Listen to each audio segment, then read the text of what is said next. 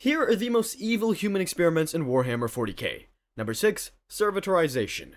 Servitors are the Imperium's robot loophole, a living human converted into a mind-wiped cyborg drone. They run doors, lift cargo, carry weapons, and do the jobs nobody wants alive. The reason shows up before the surgery. Long ago, humanity built true-thinking machines. In the cybernetic revolt, the Men of Iron turned on their creators, and the Imperium treats independent AI as banned abominable intelligence. The workload stays. The Imperium still needs mass labor and logistics across a million worlds. Regular workers sleep, panic, strike, die, and need food. Beano crews run out. Simple machines can repeat one routine, but they don't adapt, and they don't get put everywhere. So the Mechanicus takes the legal shortcut. Selection is paperwork, and appeals rarely matter. It can be a criminal sentence, a debt, a quota failure, or a minor offense against the wrong tech priest. Other victims are grown as blank bodies and treated as spare stock from birth. The victim gets wheeled into a bright room with a steel table and restraints across the chest, wrists, and ankles. A head clamp locks the skull in place.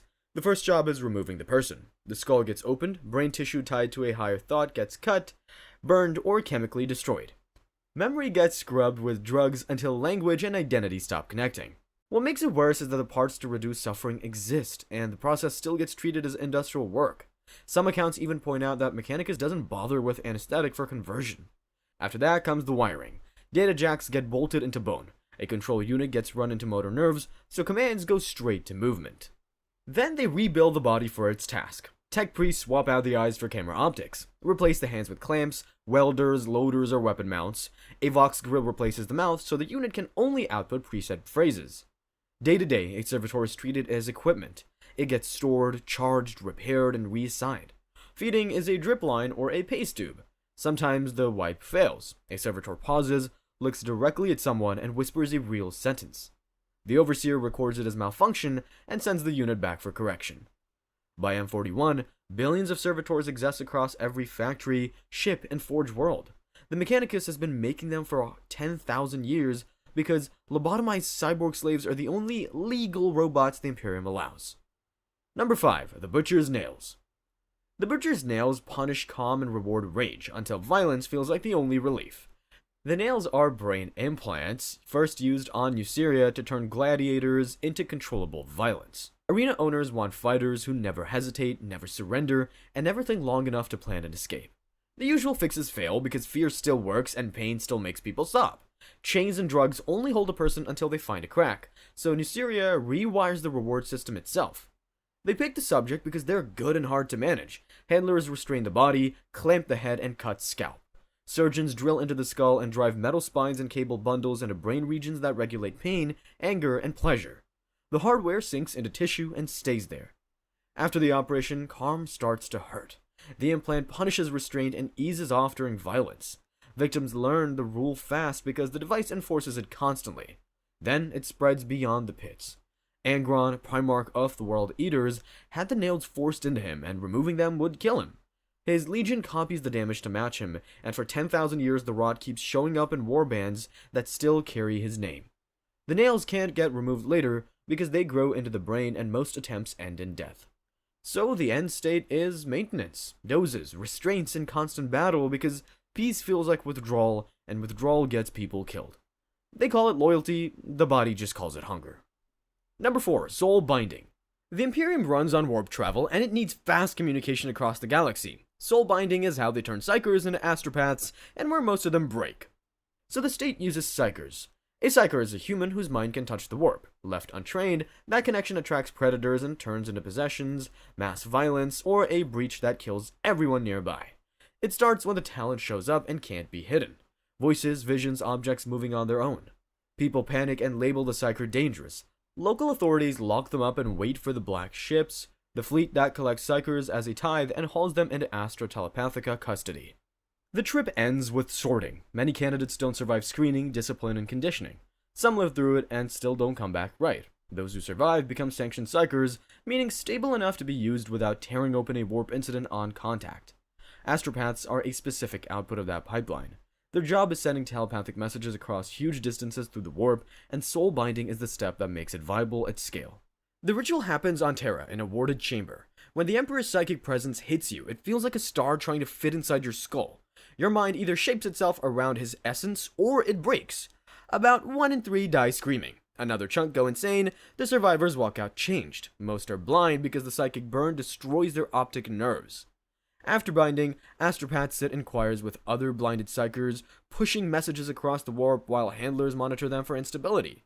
Every transmission risks attracting more predators. If an astropath starts cracking, they get executed before they become a doorway. Some don't crack during the ritual but fracture later. Minds locked in loops, reliving the Emperor's presence, speaking in tongues, or seeing things that aren't messages. The ones who break during their first transmission don't get a second chance. Number 3. Eversor Assassins. An Eversor is an Officio Assassinorum weapon rebuilt into a drug-driven killer for missions where speed and terror matter more than clean endings. This exists because some targets can't be handled cleanly. Diplomacy takes time, raids need access, and conventional assassins need exits. When those options fail, the Imperium uses an Eversor because it's fast and leaves a public warning. Candidates get selected because they fit the profile and nobody will miss them. Prisoners, orphans, state assets. They're usually taken young because children condition easier and have no existing personality to overwrite. Physical screening comes next because the rebuild is extreme. Once they pass, they stop being a person and become a project. Surgeons reinforce the bones and upgrade organs to survive chemical stress. Drug reservoirs and injector ports become permanent hardware, and blood chemistry is tuned for violence. Handlers wipe and rewrite the minds so hesitation doesn't exist, then condition the assassin until their world narrows to one objective. Between missions, they're stored in stasis because keeping them awake is too dangerous. When the order comes, handlers wake the assassin and flood the system with combat drugs before the first step. Pain stops working as a warning, limits stop mattering. The assassin hits the ground running with pistols, blades, toxins, and explosives strapped on, and they keep moving until the chain of command collapses. Some Eversors have explosive implants tied to their vital signs. When they die, they detonate and take the room with them. When the sprint is over, handlers sedate the assassin and lock the coffin again. Number 2. Fabius Bile's New Men. This starts out as a cure and ends with a population that can't stop being the experiment. Fabius Bile is a renegade space marine apothecary who uses gene work on real populations to build human strains that spread on their own. A space marine is a human rebuilt through implanted organs and gene-crafted changes. An apothecary is a specialist who maintains the biology and harvests gene seed from it. Bile takes that expertise and applies it to civilians because his constraint is scale. One patient doesn't prove a design holds. He needs generations. He's had thousands of years to iterate, and he uses whole populations as test batches. Standard medical trials fail because they need time, secrecy, and stable subjects. Bile wants the opposite. He wants results that keep going after he leaves, so he targets desperate worlds, plague outbreaks, starving colonies, and systems begging for a cure. He arrives with medicine and leverage, and local rulers pay with prisoners or volunteers because bodies are cheaper than conquest and easier than admitting they've lost control. Selection looks bureaucratic, names, stamps, a shuttle ride that can't be refused. Then the procedure starts with viral vectors and chemical injections that rewrite cells from the inside. Fever hits, joints ache, skin splits and heals wrong. Hormone regulators shift appetite, fear, and attachment to make subjects easier to steer. Next come the grafts. Organs are removed and replaced. Secondary systems are installed. Some bodies stabilize stronger, others crash when the metabolism can't handle the load. Failures get stripped for tissue and notes, then written off. If subjects survive, they get reopened, adjusted, and pushed through follow-ups because every final version is still a draft. Then the real horror shows up. The changes are designed to breed true. Children inherit the experiment, and settlements become self-running trials that keep producing results without Bile in the room, even after the ship leaves orbit. He doesn't stop at one generation. He seeds populations on worlds and watches them across decades, sometimes returning to refine the grandchildren. He's been doing versions of this for 10,000 years, and even when he claims he's cutting belief out of the design, some of his creations still end up worshipping him. Number 1. The Demunculaba. Mass production looks different when the parts are living people. The Demunculaba is an Arn warrior system built under warsmith Hansu that uses stolen gene seed and forced biofabrication to create chaos space marines at speed. The problem is replacement. Making an Astartes is slow and complex. It normally takes years of implantation, training, and support. Gene seed is scarce and casualties keep coming. In the Eye of Terror, recruitment is unstable and they can't rely on willing candidates. Standard methods don't work because time is the one resource Hansu doesn't have, so he builds a pipeline that treats human captives as infrastructure and treats survival as optional. Human female slaves are rounded up, shackled naked within iron cages, and force-fed special nutrients until their bodies widen and blow to grotesque proportions. The savage morticians use surgery, chemicals, and chaos-tainted work to alter their insides and embed stolen gene seed, turning them into living birthing wombs. Then come the boys. Adolescent captives get brought in for implantation, a reverse cesarean. First, chaos apothecaries flay them alive, peeling skin off in the whole sheets while keeping them conscious through drugs and sorcery. It's not necessary for the process, just faster. The Iron Warriors don't waste time on mercy. The belly gets cut open, held apart with clamps, and a skin boy gets sealed inside. They stitch it shut and wait. Days or weeks later, they drag the candidate back out without skin. If the body's viable, it passes inspection. If it isn't, the reject gets flushed through the fortress sewer system. Some rejects survive long enough to become the unfleshed, the skinless failures of the process. The scale is the point. Multiple chambers, rows of cages, and a production line that cycles until the women die, and then they get replaced. In some tellings, only about 1 of 10 candidates comes out as something Hansu can actually armor and send to war. The rest become mutations, corpses, and unfleshed failures. These are the absolute worst diseases in Warhammer 40k. Number 6, the Gellerpox. If you thought working near the engine room was bad, try catching a disease that makes you fuse with it. Ships in the Imperium travel through the warp, an alternate dimension full of hostile entities called demons. The only thing stopping those demons from pouring in and killing everyone is a Geller field, a psychic barrier generated by ancient machinery. Somebody has to work near that machinery, and sometimes that machinery gets infected. The Gellerpox is a plague spawned by Nurgle, the chaos god of disease and decay, that specifically targets crew working near Gellerfield generators. It doesn't start with symptoms, it starts with dreams. Workers begin having strange nightmares. Nothing dramatic, just enough to make them superstitious. They start rubbing protective symbols onto the machinery, knocking on the generator housing for luck.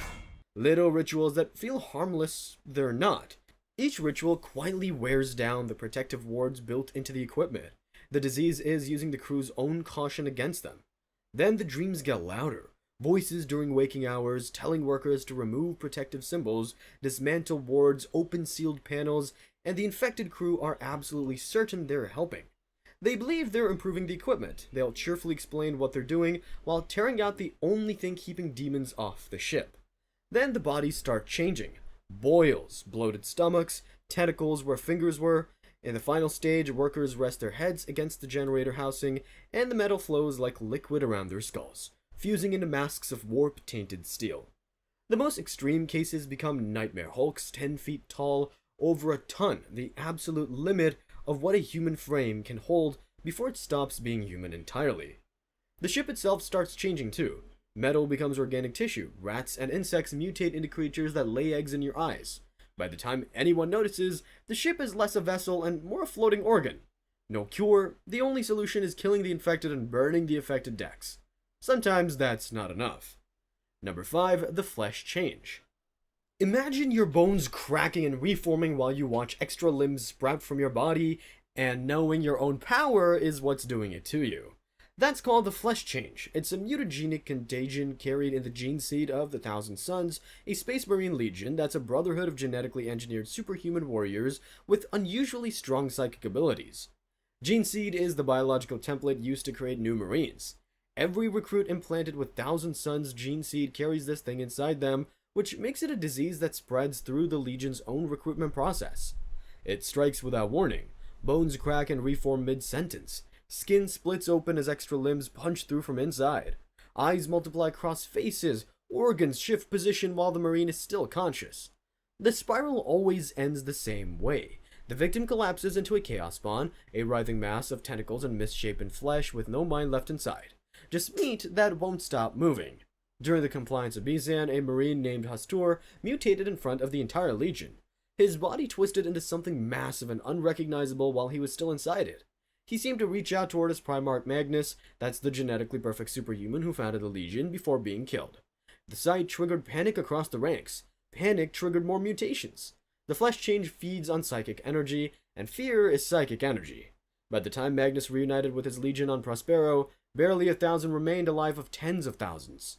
Magnus bargained with a warp entity, later revealed to be Tzeentch, the chaos god of change, sacrificing one of his own eyes for a cure.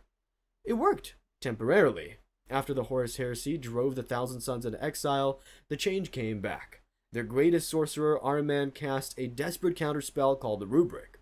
The mutation stopped, but every Marine without strong enough psychic power was reduced to dust, sealed inside their armor. The cure killed most of the Legion. 10,000 years later, Ahriman is still trying to undo it. He hasn't succeeded. Number 4, the Obliterator Virus. Speaking of diseases that rewrite what you are, this next one doesn't just change your body. It turns your body into a weapons factory. The Obliterator Virus is a chaos-tainted techno-organic infection that fuses the victim's flesh with weapons and machinery. It spreads through touch or transfer of bodily fluids, and it works in stages. That's the cruel part. You get to watch it happen. Early on, you just feel comfortable with weapons. Too comfortable. A gun feels less like a tool and more like a limb. Then your aim improves beyond what training can explain. You might think you're getting better, but you're not getting better. You're getting infected. By the middle stages, weapons you hold too long won't come off. Skin grows over the trigger guard. Tendons fuse with a barrel. Your armor stops being something you wear and becomes something you are, metal and bone merging at the molecular level. Your body starts generating ammunition between muscle fibers. Gun barrels fold out of your forearms. Late stages erase whatever was left of the person. The body produces flesh metal, a fusion of muscle tissue and powdered steel, and can recreate any weapon in the galaxy from its own mass. But locomotion degrades to a slow walk. Your weapons platform wearing something that used to be a person. A fragment of awareness might survive in there somewhere, watching guns sprout from what used to be hands. No cure exists. The Iron Warriors, a traitor Space Marine Legion obsessed with siege warfare, deliberately infect their own troops with a modified version because the result is too useful to pass up. Since the 13th Black Crusade, a mutated airborne strain has been spreading across the Imperium. Obliterator cults are forming on Forge Worlds. The Mechanicus, the Imperium's technology cult, considers this their worst nightmare, and they've had 10,000 years of nightmares to compare it to. Number 3, the Walking Pox. Most zombie plagues at least have the decency to kill your mind first. This one doesn't. The Walking Pox turns victims into poxwalkers, shambling rotting husks covered in horn-like growths and boils. Think zombies. Now make it worse, because the victim is still conscious the entire time. It starts with what survivors call the groaner phase. You're still mostly human, but you've lost control of your body. You can feel things crawling inside you, inside your body, and inside your mind. Unnatural cold, constant hunger, your mouth moves on its own, mumbling words you didn't choose. Hungry, cold, you laugh or cry without meaning to. When you encounter other people, your body lunges at them. Clawing, biting, feeding, you watch yourself do it. Then you die, and you come back. They always come back. The second phase is worse. Your flesh mutates further, clusters of extra eyes appear in groups of 3. Tentacles sprout, your face locks into a permanent grin, a rictus of agony that never relaxes. When something injures you, pus and maggots burst from the wounds instead of blood. Your soul is still in there, watching, unable to stop any of it. The walking pox spreads through sound. The ceaseless groaning of a poxwalker horde carries the curse on the air itself. Get close enough to hear them clearly, and you're at risk. It also spreads through bites and scratches. Since the Great Rift tore the galaxy in half, outbreaks have multiplied across thousands of worlds. The Inquisition, the Imperium Secret Police, created an entirely new division called the Ordo Sepulchrum, specifically for this one disease. That's how bad it's gotten.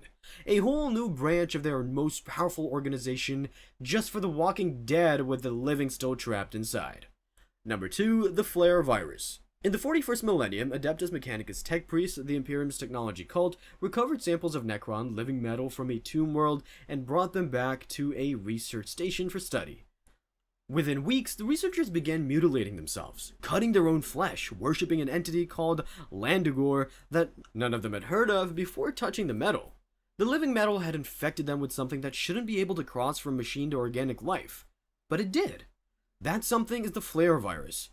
It originated 60 million years ago, when the Necrons, ancient beings who traded their organic bodies for immortality and living metal, destroyed a godlike entity called Landugor the Flare. As he died, he cursed the entire species with his own fathomless hunger. His dying words burned into every Necron present. "I am the hunger, I am the flare, and from this moment you shall be too." Infected Necrons develop an insatiable craving for organic flesh. They have no mouth to eat with, no stomach to digest, no nerves to feel, but the hunger screams anyway. They kill living creatures and skin them, draping warm gore over their metal frames, trying to feel something. It falls through them, the hunger doesn't stop. The virus spreads through contact with infected living metal, possibly through proximity alone. By the time anyone recognized the symptoms, carriers had reached 1,000 worlds. There's an entire tomb world called the Bone Kingdom of Drazak, ruled by a Necron lord named Valgul, who succumbed but somehow kept his sanity. When his kingdom runs low on victims, he declares a time of bounty and sends fleets to harvest the living. An entire civilization organized around feeding a hunger that can never be satisfied. No Cryptek, that's a Necron scientist capable of manipulating reality itself, has found a cure in 60 million years of trying. The disease is as immortal as they are. Number 1. Nurgle's Rot. Every other entry on this list destroys the body, the mind, or both. Nurgle's Rot destroys the soul. This is Nurgle's masterpiece. The plague god has spent 10,000 years crafting diseases, and by his own estimation, he has never bettered this one. It combines every terrible element of every plague that has ever existed in the galaxy, and it adds something none of them have. It doesn't end when you die. Symptoms vary because the disease borrows from everything: painful boils, blood curdling in the veins, flesh rotting while the victim stays conscious. Then the specific mutations begin. 2 eyes gradually merge into one, a horn sprouts from the forehead, madness sets in as the body falls apart, but that's just what happens to the body. Here's what happens to the soul. In Nurgle's garden, a dimension inside the warp, a seed sprouts on a moldering willow tree the moment you're infected. As the disease progresses, the seed swells into a fruit that feeds on your soul like a parasite gorging on blood. The longer you fight the disease, the fatter the fruit grows. When you finally die, the last traces of your soul get sucked into that swollen fruit. The flesh bursts apart, and a new plague-bearer demon crawls out. Gangly limbs, a body so bloated with decay that innards show through rents in the skin, a single horn crusted with dried pus. That demon is what's left of you, bound to Nurgle's service for eternity in a rotting body that will never die, and the cruel twist: the longer your soul resisted in life, the more powerful the resulting plague-bearer. Fighting harder doesn't save you, it just makes you a better demon. There is no cure. The Inquisition has ordered exterminatus, the total destruction of an entire planet, upon a single confirmed case. Not an outbreak, one case. Even the Imperium, which routinely sacrifices millions without blinking, considers one instance of Nurgle's Rot worth burning a whole world to stop. Nurgle doesn't see any of this as cruelty. He genuinely loves his victims. He's proud of this disease the way an artist is proud of their finest work. And remember, in the grim darkness of the far future, watch your hands. It won't help, but at least you tried. These are the things worse than death in Warhammer 40k. Number 6, the Black Rage. Every Space Marine chapter has flaws. The Blood Angels have a genetic time bomb that erases who you are and traps you inside a 10,000-year-old nightmare. Forever. The Blood Angels are a Space Marine chapter, a brotherhood of genetically engineered superhuman warriors. Their Primarch, that's the superhuman who founded the Legion, was Sanguinius. During the Horus Heresy, a galaxy-splitting civil war, Sanguinius confronted the traitor Warmaster Horus aboard his flagship. Horus killed him. The psychic agony of that death hit every Blood Angel through their gene link, temporarily driving the Legion insane. That was 10,000 years ago, and the madness never left the bloodline. Every Blood Angel carries this echo in their gene seed, the genetic material that makes them superhuman. For most, it stays dormant, but stress, combat, or just bad luck can trigger the Black Rage, and when it hits, there's no coming back. The Marine stops being himself. He's physically wrenched 10,000 years into the past and genuinely believes he's Sanguinius fighting aboard the vengeful spirit. His own identity is completely gone. He doesn't recognize his brothers. Every enemy looks like Horus or a demon, a malevolent entity. On the eve of the battle, chaplains, the chapter's warrior priests, study each brother during ritual prayer. Those who collapse into the chaplain's arms are taken away. Their armor gets repainted black and marked with red crosses symbolizing Sanguinius' wounds. The chaplain delivers final benediction or simply blessing. They are considered already dead. These Marines from the Death Company, they fight with terrifying ferocity, wading through gunfire that would drop veterans. But they're not fighting the battle in front of them, they're fighting a battle that ended 10 millennia ago. When the real fighting stops, they collapse from wounds their madness had been holding together. Survivors get executed or locked in a tower on Baal, howling their rage in cells. Brother Corbulo, the chapter's greatest apothecary, that's a Space Marine medic, has spent centuries searching for a cure. He's found nothing. They hoped Primaris Marines, a newer, stronger generation of Space Marine, would be resistant. They're not. The flaw has been getting worse over generations. Only one Marine has ever beaten it. Mephiston fell to the Black Rage during the Second War for Armageddon. Buried under rubble, he fought the madness alone for 7 days and broke free through sheer willpower. Nobody else had managed it. Number 5. Psychnuan Infestation. The warp is an alternate dimension running alongside reality, full of psychic energy and hostile entities. If you're a psyker, a human whose mind can touch it, there's a creature out there that can use your brain as a nursery, and it can smell you from 10 light years away. Psychnuan are insectoid warp creatures about 2.5 meters long, vivid yellow and black, transparent wings. Think enormous wasps because the galaxy doesn't have enough nightmares. They exist as warp predators, drawn irresistibly to psychic emanations. The Imperium tried quarantining infested worlds, tried purging swarms. Nothing works permanently because the creatures phase in and out of the warp itself. Females don't implant eggs physically. They project them physically, directly into the victim's mind. Eggs materialize inside the brain, no larger than grains of sand. No initial discomfort, maybe a mild headache, that's the only warning you'll get. There are different strains. The fast one, the Prospera strain, kills within hours. Morning headache, dead by evening. The slow one, the Mara strain, is the real nightmare. You lose intelligence gradually over days or weeks. Your appearance changes. You know something is wrong, but you can't figure out what because the thing eating your brain is also eating the part that would help you figure it out. You're trapped watching yourself disappear from the inside. Eventually, your psychic instability triggers a catastrophic warp event, and multiple Psychnuan erupt from what's left. In all of recorded history, exactly one person has been cured. During the Great Crusade, an archaeologist named Camille Shivani was infested by the Prospera strain. 2,000 Suns captains, Phocis Takar and Hathor Mod, performed psychic surgery and extracted the larvae from her brain. One success. The Prospera strain is now extinct. The 1,000 Suns are gone, and the Mara strain that's still active in the 41st millennium, nobody survived that one. The Mara landing massacre showed how fast things spiral. A navigation error forced a troop transport carrying 5,000 guardsmen, regular human soldiers, onto quarantined Mara.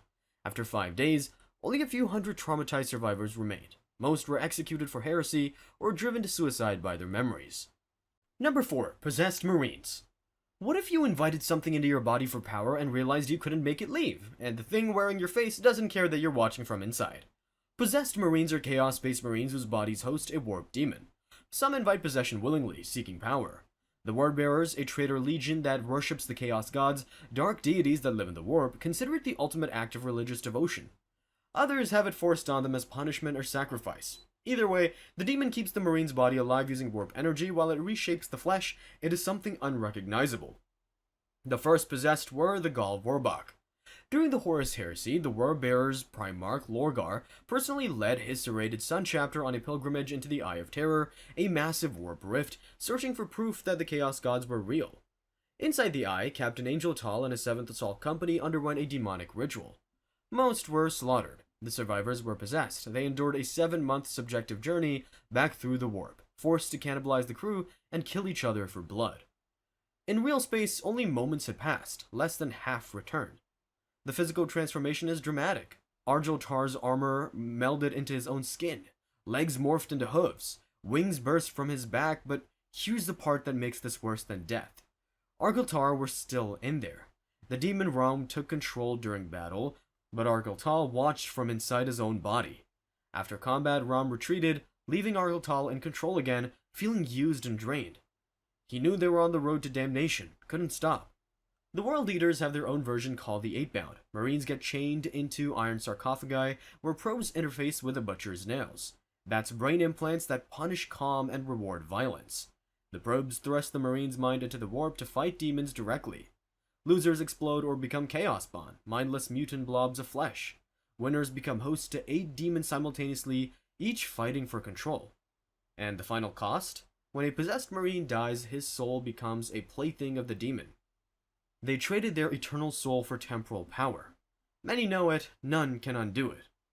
Number 3. Hellbrute Entombment. Imagine being sealed inside a walking tank. Now imagine the tank is alive. It hates you, and it's slowly eating your body while driving you insane. For 10,000 years. A Hellbrute is a chaos war machine, a walking sarcophagus preserving a mortally wounded space marine inside a combat walker. The Imperium has its own version called a Dreadnought, where entombed marines sleep in stasis between battles.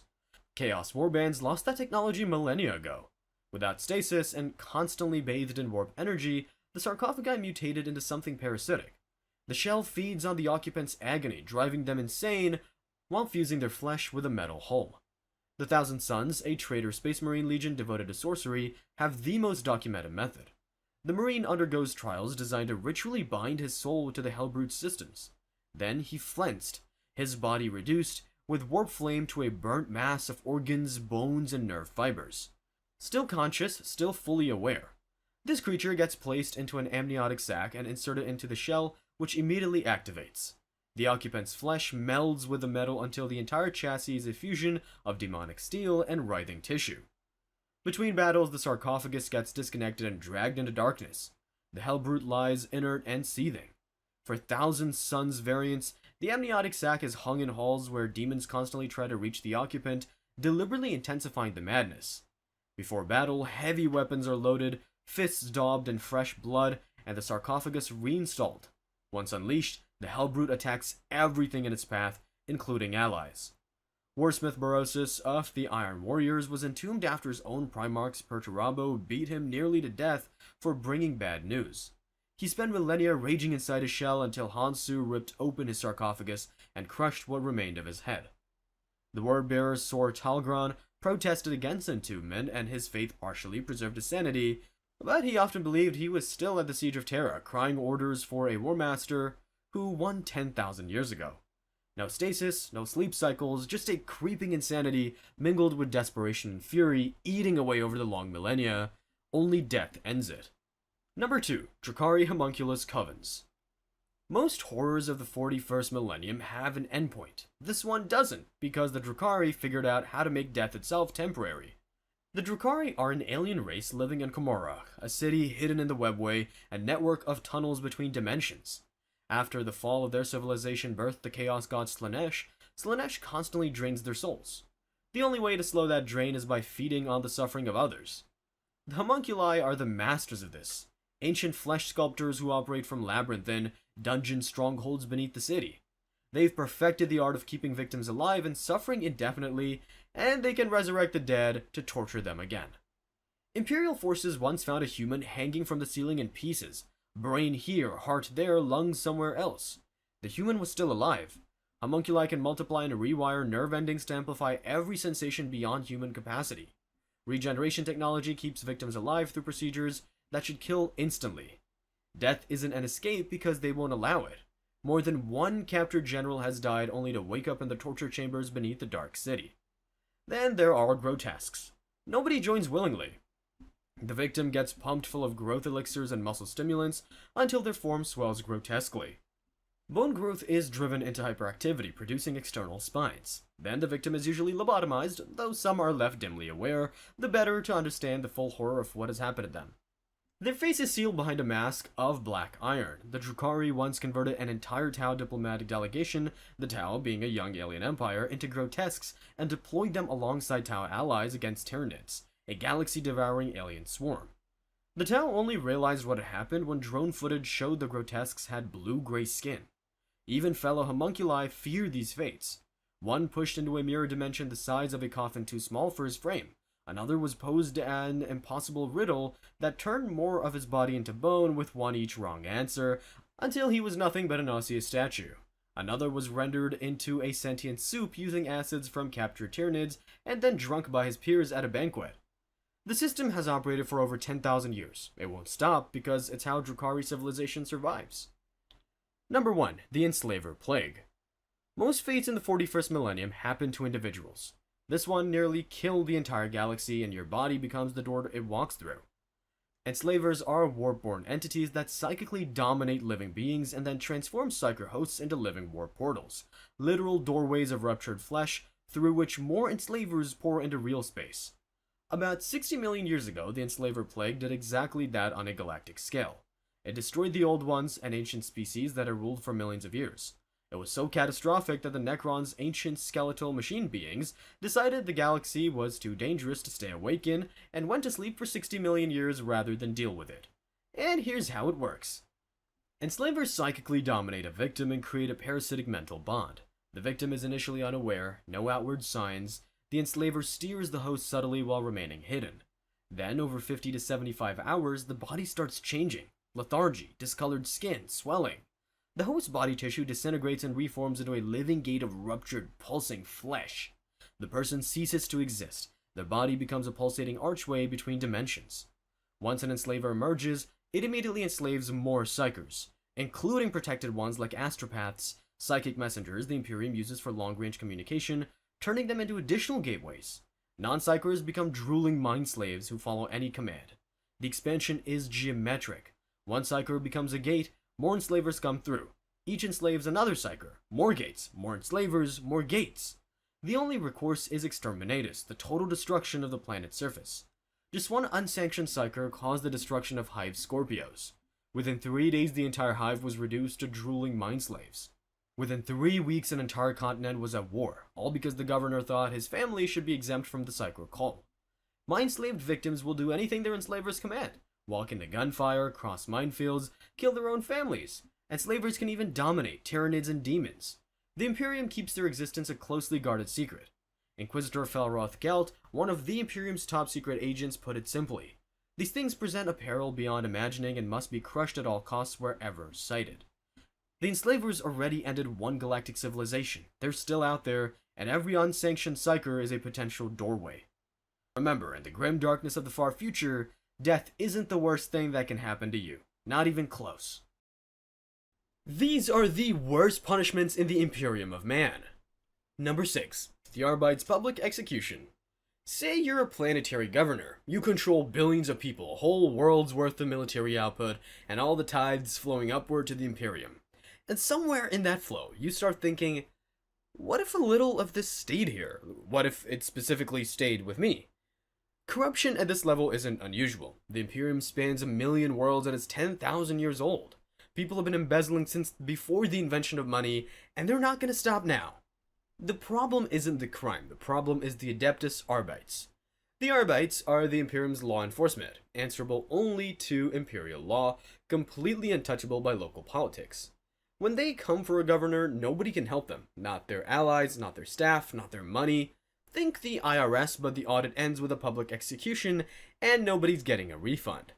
The Arbites are judge, jury, and executioner. They don't do lengthy trials or appeals. They storm in, they assess, they sentence, they carry it out. What they do choose to spend time on is making sure the right people witness what happens. Corrupt officials get executed publicly. So, public execution. The crimes get read aloud, every bystander hears exactly what was done and to whom. Other officials in the sector get the details, sometimes they're standing right there watching. The point was never just punishing one governor, the point is every other governor who hears about it and makes different choices going forward. The body stays visible afterward, left in place until the Arbites decide it served its purpose, which, knowing the Arbites, is a very long time. Number 5. The Pain Glove.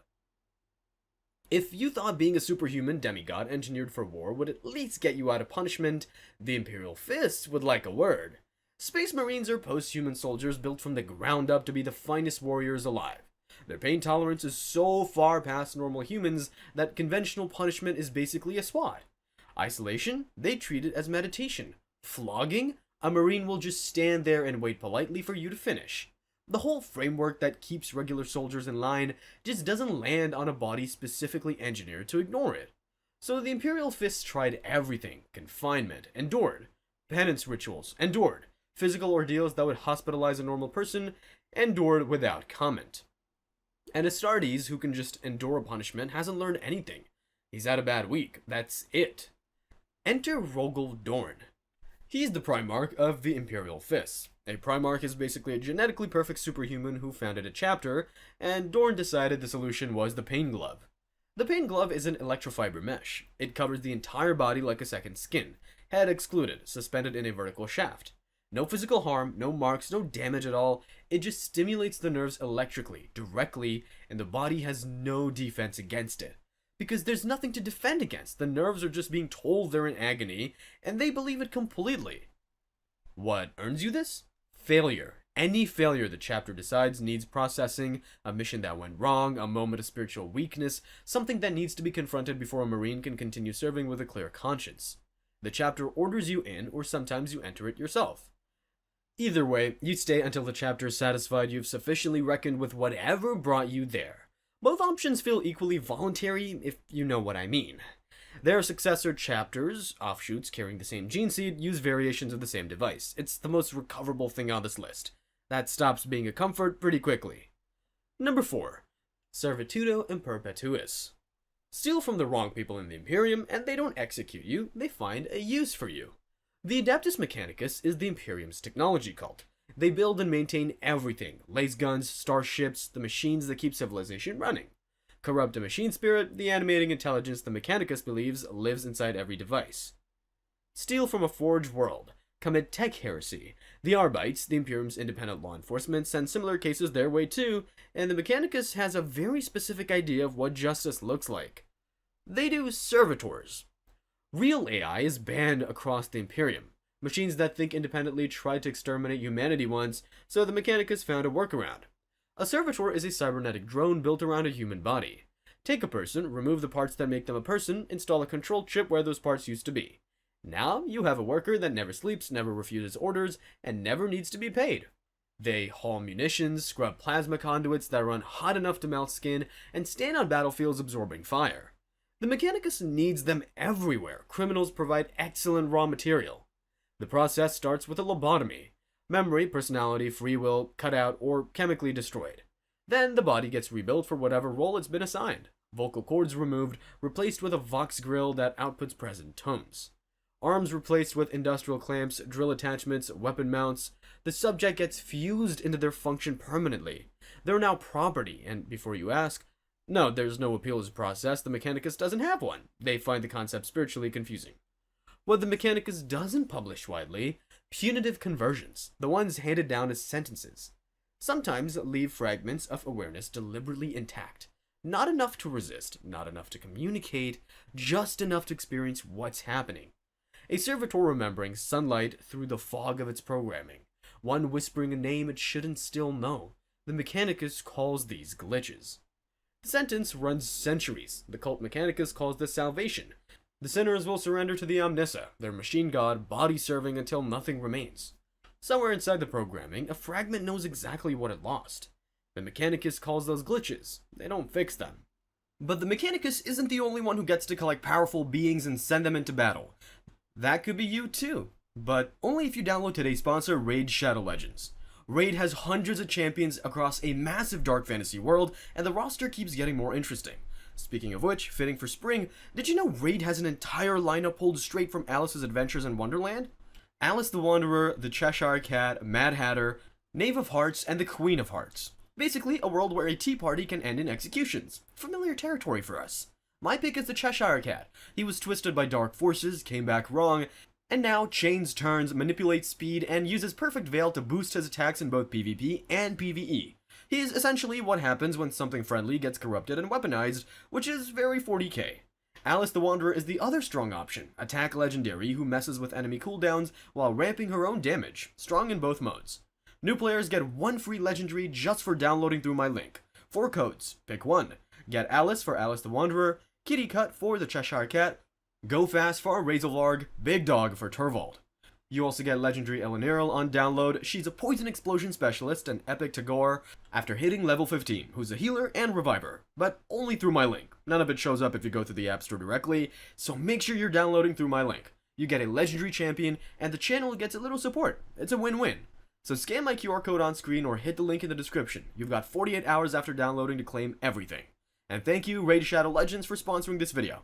Alright, back to the punishments. Number 3. Sister Repentia.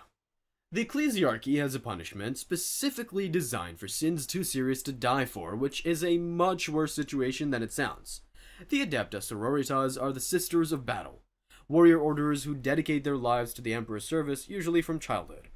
Ceramite power armor means everything to a Sister of Battle. Ceramite is a near-indestructible alloy, bulletproof, bearing the Order's iconography. It's proof of everything she's earned, everything she is, which means the Church has a punishment that a bolt round to the head can never replicate. The sins that earn this aren't small. A sister who froze under fire and watched her squad die. A sister who disobeyed direct orders and collapsed a defensive line. A sister who expressed doubt about the Emperor's divinity out loud. in front of witnesses. Small heresies by the Imperium's usual standards, not small enough. Fasting, still armored. Prayer cycles, still armored. Duties, reprimand, demotion, still armored. The shame wasn't reaching deep enough. The repentia vow does. You shave your head, you hand over the armor, and whoever you were standing in that armor goes with it. In exchange, you get rags and a place at the very front of the next engagement. Every morning you prostrate yourself and recite your failures aloud while your former sisters listen, in front of every sister who used to stand beside you as an equal, who are watching in their armor. Combat comes quickly, just an eviscerator, a chainsaw scaled up to split vehicles, and orders to charge whatever's most dangerous. A mistress of repentance follows behind carrying a neural whip, a lash that delivers electrical pain directly to the nervous system. Her job is making sure you keep moving forward. You feel everything that reaches you. There is no medical priority for repentia. The only exit is a death the order judges heroic enough. Some fight it on the first charge, others wait, completely aware, same battles, same lines, wrong side of the armor. Number 2, the penitent engine. Somewhere in the Imperium right now, a convicted priest is being marched into enemy fire by the same church he betrayed, and the church is calling it an act of mercy. A priest who embezzled tithes meant for a war zone hospital, a planetary governor who quietly converted to chaos and spent 30 years delivering souls to demons. A battle sister who committed atrocities against the civilians she was supposed to protect. These people don't get executed. Sinners gone, suffering ends. That's not enough. Archoflagellants are criminals surgically lobotomized and rebuilt into combat cyborgs. The church already had those, but the mind wipe means the sinner isn't present to experience any of it. Punishment's gone the moment the surgery finishes. Public torture ends too quickly. Imprisonment is invisible. They needed conscious, visible, ongoing suffering they could also point at an enemy. The ecclesiarchy is nothing if not efficient. So here's what you're looking at. A bipedal walker, roughly the size of a truck, weapons where the arms should be, the pilot's body mounted fully exposed on the front. Your spine gets wired into the frame, arms locked into forward-facing flamers and spinning buzz blades. An implant buried deep in the brain starts amplifying pain signals well past normal human range. Not dulling them, amplifying them. Chemical injectors pump guilt and anguish into your nervous system. In combat, out of combat, makes no difference all the time. You charge, can't redirect, can't stop, shrapnels opens you up, and the machine keeps moving. You feel all of it, amplified, injectors still running. This continues until something destroys enough of the machine to end the life support underneath. Some pilots last months, some years. The church doesn't track the average. The church calls this redemption. Number 1, the Anchorite Entombment. Most punishments in the Imperium end when the body does. The Anchorite is specifically designed to prevent that. Among the Sisters of Battle, some sins earn a mortifier. Running from battle earns something worse. The mortifier is a specialized walker built for sisters who fled combat. Extra pain arrays stacking self-loathing on top of each other, guilt inducers running continuously, bone bolts locking the body completely rigid, a baffle hood sealed over the head blocking all sound, including your own screaming. That's the baseline for cowardice. But abandoning your sisters, leaving them to die while you saved yourself? That earns the Anchorite. The Anchorite is a mortifier with one addition. They weld an adamantine sarcophagus around the entire assembly. Adamantium is near indestructible, the densest material the Imperium produces, and in case you're wondering what that means practically, they thought about every way out and closed them. The sarcophagus doesn't touch the internal systems. Pain amplification continues, guilt injectors run without pause, hood stays sealed. What it does is stop damage reaching the organic components inside. Life support stays stable, body stays viable, damage that would have ended things now just dents the exterior and stops. You're still wired in, still experiencing everything the battlefield sends through the machine, amplified, every sound locked out. Every exit that existed in earlier variants was considered as sentencing and removed.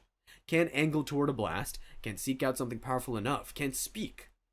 You just wait, inside the noise, for damage catastrophic enough to finally breach what they sealed around you. Documented cases have lasted decades. Some are still out there, deploying, fighting inside the sarcophagus in complete isolation. The systems run exactly as designed. The machine doesn't know it's a punishment. It just keeps going. The ecclesiarchy calls this mercy extended even to the undeserving.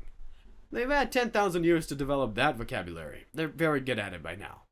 Those are the worst punishments in the Imperium of Man, a civilization that's had 10,000 years to perfect suffering as a public service and genuinely considers this the merciful option.